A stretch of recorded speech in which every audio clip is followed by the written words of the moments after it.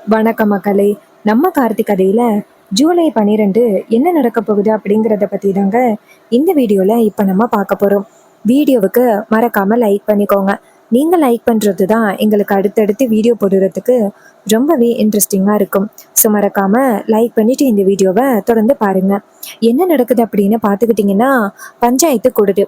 So என்ன நடக்குது அப்படின்னா, பஞ்சாயத்துல சொல்றாங்க, கோவில் கும்பாபிஷேகத்தை இன்னும் 3 நாளையில நடத்தி முடிக்கணும். ஸோ ராஜராஜா வந்துட்டாரு அப்படின்னா கோவில் கும்பாபிஷேகத்தை நடத்தியிருக்கலாம். ஆனா இப்போ அவர் உடம்பு சரியா இல்லாம ஹாஸ்பிட்டல்ல இருக்காரு.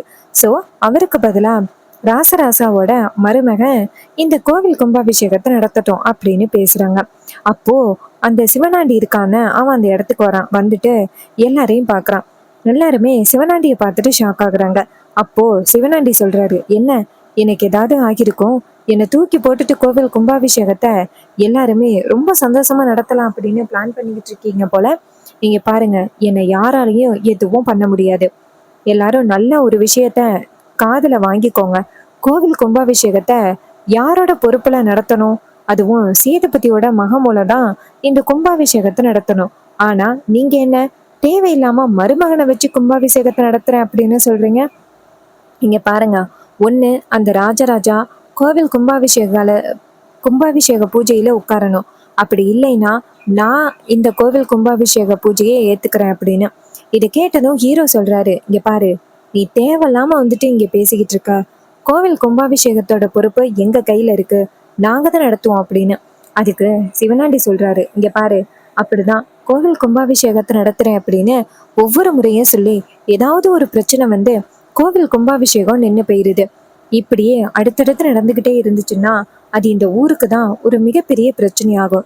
யாருமே அதை பத்தி கொஞ்சம் கூட கேட்கவே மாட்டேங்கிறீங்க. இங்க பாருங்க, இந்த கோவில் கும்பாபிஷேகத்தை என்கிட்ட ஒப்படைங்க. நான் எந்தவித தடையும் இல்லாம கரெக்டா நடத்தி முடிப்பேன். இவங்கிட்ட ஒப்படைச்சிங்க அப்படின்னா மறுபடியும் ஏதாவது தான் பிரச்சனை வரும் அப்படின்னு. அப்போ ஹீரோ சொல்றாரு, இங்க பாருங்க, அதெல்லாம் எங்க மாமா கோவில் கும்பாபிஷேகத்துக்கு வருவாரு. வந்துட்டு அவரோட தலைமையில கும்பாபிஷேகத்தை நடத்தி முடிப்பாரு. அதுக்கு சிவனாண்டி சொல்றாரு, இங்க பாரு, கண்டிப்பா அவன் வரத்துக்கு வாய்ப்பே இல்லை. நான் எதுக்காக சொல்றேன் அப்படின்னு இந்த ஊர் மக்கள் எல்லாருக்குமே தெரியும். 30 வருஷத்துக்கு முன்னாடி அந்த சிவகாமி இருக்காங்கல்ல, ஈஸ்வரியோட அம்மா, அவங்க நகையை எடுத்துட்டாங்க அப்படின்னு ஊர் மக்கள் எல்லாருமே சேர்ந்து பழி போட்டாங்க. அதனால என்ன நடந்துச்சு அப்படின்னு உங்க எல்லாருக்குமே தெரியும். அந்த கோபம் ஈஸ்வரிக்கு இன்னுமே இருக்கு. அதனாலதான் 30 வருஷமா 2 பேரோட குடும்பம் ஒண்ணு சேராம இருக்கு. நீங்க பாருங்க, இப்போ இவனுக்கும் ரேவதிக்கும் நடந்த கல்யாணம் கூட பஞ்சாயத்தை வச்சு முறிச்சு விட்டுட்டாங்க. அப்படி இருக்கையில நீங்க சொல்றது எதுவும் நடக்கும் அப்படின்னு எனக்கு கொஞ்சம் கூட நம்பிக்கையே இல்லை அப்படின்னு. இதை கேட்டதும் ஹீரோ சொல்றாரு, இங்க பாரு, நீ வந்துட்டு தேவையில்லாம எங்க குடும்பத்தோட விஷயத்துல நீ தலையிடுற. அதுக்கு சிவனாண்டி சொல்றாரு, எது குடும்பத்தோட விஷயம்? கோவில் கும்பாபிஷேகம் எப்ப வந்துட்டு உங்க தலைமையில நடக்க இருந்துச்சோ அப்பவே உங்க குடும்ப விஷயம் தெருவுக்கு வந்துருச்சு. நீ தேவையில்லாம பேசாத அப்படின்னு. இதை கேட்டதும் நம்ம ஹீரோ ஷாக் ஆகுறாரு. என்னடா இது, இவன் இப்படி பேசுறானே அப்படின்னு. அப்போ ஊர் தலைவர்கள் ஹீரோவை பார்த்து, தம்பி, அவன் சொல்றதும் ஒரு விதத்துல நியாயம் தானப்பா. உங்க குடும்பம் கிட்டத்தட்ட 30 வருஷமா பிரிஞ்சிருக்கு. எப்பதான் வந்துட்டு உங்க குடும்பம் ஒண்ணு சேரும்? உங்க குடும்பம் ஒண்ணு சேர்ந்தாதானப்பா இந்த கோவில் கும்பாபிஷேகத்தையும் நடத்த முடியும். ஈஸ்வரி இருக்கிற கோவத்துக்கு கண்டிப்பா அவ புருஷனை இங்க அனுப்புவாளா அப்படின்னு எங்களுக்கே ஒரு பக்கம் சந்தேகமா தாயா இருக்கு. இதை கேட்டதும் ஹீரோ சொல்றாரு, இங்க பாருங்க, அதெல்லாம் நான் அத்தையை எப்படியாவது சமாதானப்படுத்தி கும்பாபிஷேகத்துக்கு கூட்டிட்டு வருவேன். மாமாவோட தலைமையில தான் இந்த கும்பாபிஷேகம் நடக்கும். சிவனாண்டி சொல்றாரு, இங்க பாருங்க, எனக்கு அதுல எல்லாம் கொஞ்சம் கூட நம்பிக்கையே இல்லை. எப்படியும் அந்த ஈஸ்வரி ராசராசாவை கோவில் கும்பாபிஷேகத்துக்கு அனுப்ப போறது கிடையாது. இந்த வாட்டியும் உங்களுடைய கோவில் கும்பாபிஷேகத்தை உங்களால நடத்த முடியாது அப்படின்னு சொல்லிட்டு சிவனாண்டி அந்த இடத்துல இருந்து போறாரு. ஊர் தலைவர்கள் ஹீரோவை பார்த்து, இங்க பாருங்க தம்பி, இன்னும் 3 நாளை என்ன, இன்னைக்கு சாயந்தரமே உங்களுடைய அத்தை கிட்ட பேசி இந்த கோவில் கும்பாபிஷேகத்துக்கு அவங்கள கூட்டிட்டு வர்றதுக்கான வழியை பாருங்க. இல்லைன்னா இந்த சிவனாண்டி சொல்ற மாதிரியே இந்த பொறுப்பை அவங்கிட்ட தான் கொடுக்குற மாதிரி இருக்கும். அவங்கிட்ட அந்த பொறுப்பை ஒப்படைக்கிறதுக்கு எங்க யாருக்குமே கொஞ்சம் கூட துளி அளவு கூட விருப்பமே இல்லை. ஆனா என்ன பண்றது, சூழ்நிலையால இது எல்லாமே நடந்துகிட்டு இருக்கு. இங்க பாருங்க தம்பி, சீக்கிரம் உங்க அத்தை கிட்ட பேசி இதுக்கு ஒரு முடிவு பண்ணுங்க அப்படின்னு சொல்றாங்க. இதை கேட்டதும் ஹீரோவும், சரிங்க தலைவரே, நான் பேசி முடிவு பண்றேன் அப்படின்னு சொல்லிட்டு ஹீரோ நேரா வீட்டுக்கு வராரு. அங்க வந்ததும் பாட்டி நேரா ஹீரோவை பார்த்து, ஐயா பஞ்சாயத்துக்கு போனியே என்னாச்சு அப்படின்னு. அப்ப ஹீரோ சொல்றாரு, பாட்டி அங்க எல்லாரும் என்ன சொல்றாங்க அப்படின்னா, கோவில் கும்பாபிஷேகத்தை மாமா வச்சு நடத்தணும், அப்படி இல்லைன்னா அந்த பொறுப்பை சிவனாண்டி கிட்ட கொடுக்க சொல்றாங்க. ஈஸ்வரி பரமேஸ்வரி சொல்றாங்க, என்னையா சொல்ற? அந்த சிவனாண்டி கிட்ட இந்த கோவில் பொறுப்பை ஒப்படைக்கணுமா? அப்படி அவனுக்கு என்ன தகுதி இருக்கு அப்படின்னு அவன்கிட்ட ஒப்படைக்கணும்? இந்த கோவில் கும்பாபிஷேகத்திலே அவன் எவ்வளவு பிரச்சனை பண்ணான். கோவிலோட நகையை திருடுனா, இன்னும் எவ்வளவோ தவறுகள் பண்ணியிருக்கான். அவங்கிட்ட எப்படி இந்த பொறுப்பை ஒப்படைக்க முடியும்? இந்த ஊர் மக்களுக்கு என்ன புத்தி கெட்டு போச்சா அப்படின்னு. ஹீரோ சொல்றாரு, இல்ல பாட்டி, ஒவ்வொரு முறையும் இந்த கோவில் கும்பாபிஷேகத்தை நடத்த வரும் பொழுது ஏதாவது ஒரு பிரச்சனை வந்துருதுல்ல, அதனாலதான் இந்த கோவில் கும்பாபிஷேகத்தை இந்த முறையும் நம்மளால ஒழுங்கா நடத்த முடியாது அப்படின்னு அவங்க எல்லாருமே சேர்ந்து அப்படி ஒரு முடிவு பண்ணியிருக்காங்க. இதை கேட்டதும் பாட்டி ஷாக் ஆகுறாங்க. ஏயா, நம்ம மேல கூட நம்பிக்கை இல்லையா? ஹீரோ சொல்றாரு, பாட்டி இன்னைக்கு சாயந்தரம் மாமாவோட வீட்டுல போயிட்டு பேசி அத்தையை வந்துட்டு கோவில் கும்பாபிஷேகத்துக்கு வர வைக்கணும் அப்படின்னு ஊர் தலைவர்கள் என்கிட்ட ஒரு கால அவகாசம் கொடுத்துருக்காங்க. அதுக்குள்ளேயும் அத்தையை சமாதானப்படுத்தி கோவில் கும்பாபிஷேகத்துக்கு வர வைக்கணும் பாட்டி. அப்ப பாட்டி சொல்றாங்க, ஐயா உன்னால கண்டிப்பா முடியும் ஐயா, எனக்கு உன் மேல நம்பிக்கை இருக்கு. கோவில் கும்பாபிஷேகத்தை நல்லபடியா நடத்தலாம் ஐயா. அப்ப ஹீரோ சொல்றாரு, சரிங்க பாட்டி அப்படின்னு சொல்லிட்டு நேரா பாட்டி கிட்ட, சரி பாட்டி நான் கிளம்புறேன். எப்படியாவது அத்தை கிட்ட ஃபர்ஸ்ட் உங்க மேல எந்த தப்பும் இல்லை அப்படிங்கிறத நிரூபிச்சுட்டாலே போதும். கோவில் கும்பாபிஷேகத்துக்கு அத்தை தானாவே வந்துருவாங்க பாட்டி. அப்ப பாட்டி சொல்றாங்க, சரியா, அதுக்கான வழியை பாரியா அப்படின்னு. அப்ப ஹீரோவும் சரிங்க பாட்டி அப்படின்னு சொல்லிட்டு நேரா வெளியில வந்துட்டு மயிலுக்கு ஃபோன் பண்றாங்க. மயிலு ஃபோன் அட்டன் பண்ணி, சொல்லுங்க சகல, என்ன பண்றீங்க? கோவில் கும்பாபிஷேகம் வேற ரொம்ப சீக்கிரம் நெருங்கி வந்துகிட்டு இருக்கு. அதுக்கு என்ன பண்றது? எப்படியாவது அத்தையை சமாதானப்படுத்தி கும்பாபிஷேகத்துக்கு வர வைக்கணும். என்ன சகல பண்றது அப்படின்னு கேக்குறாங்க. அப்போ ஹீரோ சொல்றாரு, இது மாதிரி தாத்தா பாட்டி மேல தப்பில்லை அப்படிங்கிறத அத்தை கிட்ட நிரூபிச்சுட்டாலே போதும். எப்படியாவது கும்பாபிஷேகத்தை அத்தையை வர வச்சு நடத்திடலாம். இப்போ எப்படி வந்துட்டு தாத்தா பாட்டி மேல தவறில்லை அப்படிங்கிறத எப்படி நிரூபிக்கிறது? அதுதான் எனக்கு ரொம்பவே குழப்பமா இருக்கு அப்படின்னு. அப்ப மயிலு சொல்றாரு, சகல அந்த அதிகாரியோட கான்ஸ்டபிள் கூட ஒருத்தவங்க தொடர்புல இருந்தாங்கன்னு சொன்னாங்கல்ல, அவங்க பேரு கூட ஏதோ சொன்னாங்கல்ல. ஸோ அவங்கள ஃபர்ஸ்ட் நம்ம யாருன்னு கண்டுபிடிக்கணும். அவங்கள கண்டுபிடிச்சாலே போதும் அப்படின்னு. அப்ப ஹீரோ சொல்றாரு, சரி அவங்கள ஃபர்ஸ்ட் கண்டுபிடிக்கணும் அப்படின்னு. மயிலுக்கு வந்துட்டு நேரா வீட்ல இருந்து ஃபோன் வருது. அப்போ ரோஹிணி தான் ஃபோன் பண்றாங்க. ரோஹிணி சொல்றாங்க, என்னங்க எங்கெங்க இருக்கீங்க அப்படின்னு. அப்ப மயிலு சொல்றாரு, நான் சகல கூட தான் இருக்கேன். அப்ப ரோஹிணி சொல்றாங்க, அம்மா வந்துட்டு உங்களை தேடுறாங்க, ஏதோ முக்கியமான விஷயமா, வரீங்களா அப்படின்னு. இதை கேட்டதும் அவங்களும் சரி அப்படின்னு சொல்லிட்டு நேரா வீட்டுக்கு வராங்க. வீட்டுக்கு வந்ததும் ரோஹிணி சொல்றாங்க, அம்மா ரொம்ப நேரமா அவங்கள தேடிக்கிட்டு இருந்தாங்க அப்படின்னு.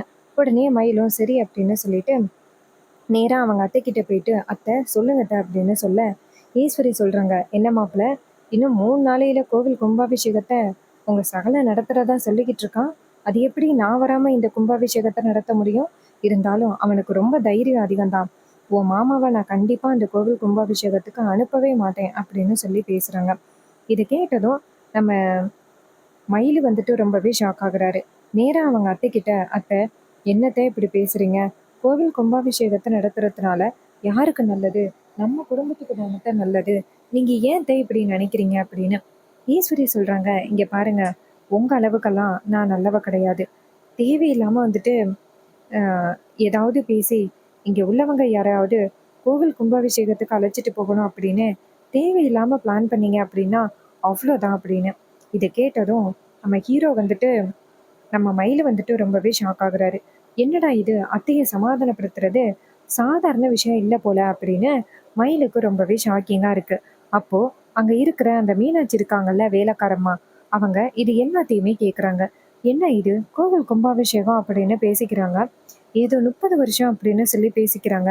இந்த கதையை எனக்கு ஏற்கனவே கேட்ட மாதிரி ஞாபகம் இருக்கே அப்படின்ட்டு அந்த அம்மா நேரா மயில அந்த இடத்துக்கு வந்ததும் கேக்குறாங்க, இங்க பாருங்க, இன்னமும் நீங்க பேசிட்டீங்களே என்ன அப்படின்னு. அப்ப மயிலு சொல்றாரு, அதை ஏமா கேக்குறீங்க? எங்க குடும்பத்துக்குள்ள ரொம்ப பெரிய பிரச்சனை ஒன்றும் ஓடிக்கிட்டு இருக்கு. இன்னும் 3 நாளையில கோவில் கும்பாபிஷேகம் நடக்க போகுது. ஆனா அத்தை கும்பாபிஷேகத்துக்கு மாமாவை அனுப்ப முடியாது அப்படின்னு சொல்றாங்க. 30 வருஷத்துக்கு முன்னாடி நடந்த ஒரு சின்ன விஷயம் அதுவும் தாத்தா பாட்டி மேல எந்தவித தப்புமே இல்லை. எவனோ ஒருத்தன் இடையில புகுந்து இவ்வளோ பெரிய விஷயத்த உருவாக்கியிருக்கான். ஆனா தாத்தா பாட்டி மேல அவ்வளோ பெரிய பழி விழுந்துருச்சு.